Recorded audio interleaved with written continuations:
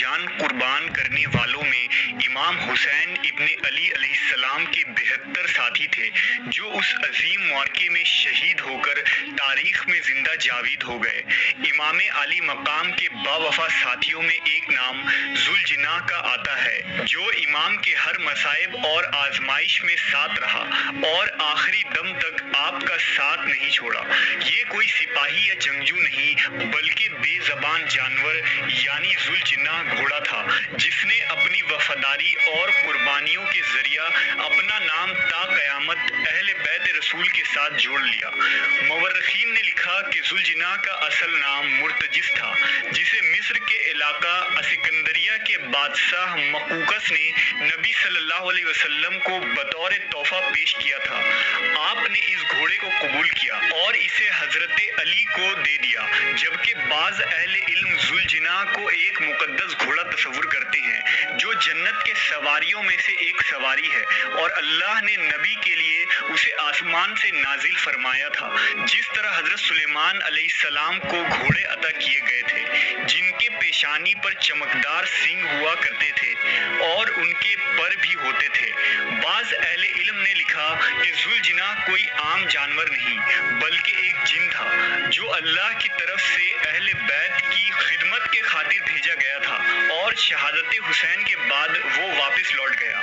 ایک روایت کے مطابق ذوالجناح ایک غیر معمولی گھوڑا تھا جس کا شجرہ نسب حضرت اسماعیل علیہ السلام کے گھوڑے کی نسل سے جا کر ملتا ہے۔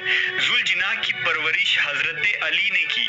اس وقت امام حسین علیہ السلام بہت چھوٹے تھے اور آپ ذوالجناح کے ساتھ کھیلا کرتے۔ ایک دن امام حسین ذوالجناح کے گردن اور چہرے پر ہاتھ پھیر رہے تھے اور ذوالجناح بار بار اپنا سر امام علیہ السلام کے قدموں میں جھکاتا تھا۔ جب نبی صلی اللہ علیہ وسلم نے یہ منظر دیکھا تو آپ نے ذوالجناح امام حسین کو دے دیا اور پھر یہ گھوڑا امام حسین کے پاس ہی رہا۔ 10 محرم سن 61 ہجری کی صبح ذوالجناح کے لیے سخت ترین دن تھا جب وہ میدان کربلا میں امام علیہ السلام کے ساتھیوں کی لاش اٹھا کر لا رہا تھا۔ ایک لمبے سفر اور پیاس کی شدت کے باوجود ذوالجناح نے بہادری سے امام حسین کا ساتھ دیا، مگر سورج کی تپش بڑھنے لگی اور یہ وفادار گھوڑا اب تھک چکا تھا۔ اس نے کئی یزیدی سپاہیوں کو موت کے گھاٹ اتارا تھا اور زخموں سے اس کا جسم انتہائی کربناک کیفیت میں تھی۔ جب امام حسین ذوالجناح پر سوار ہو کر آخری دفعہ میدان کربلا میں نمودار ہوئے تو چاروں طرف سے تیروں کی بوچھار ہونے لگی اور آخر کار ذوالجناح نے اپنے امام کے خون سے اپنی پیشانی کو لال کیا۔ ذوالجناح زخمی حالت میں دوڑتا ہوا بیبیوں کے خیموں کی طرف آیا اور اپنی اس حالت سے امام مظلوم کی شہادت کو بیان کر دیا۔ روایتوں کے مطابق اہل بیت کی خواتین ذوالجناح کے چاروں طرف جمع ہو گئیں اور ماتم کرنے لگی۔ اسی دوران ذوالجناح غائب ہو گیا۔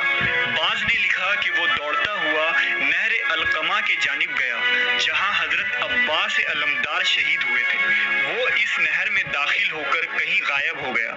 بعض نے لکھا کہ وہ صحرا میں نکل پڑا اور پھر کبھی نہیں دیکھا گیا۔ ایک گروہ کا عقیدہ یہ بھی ہے کہ امام مہدی علیہ السلام کے ظہور کے وقت ذوالجناح کی دوبارہ آمد ہوگی اور وہ امام کا سواری ہوگا۔ امیر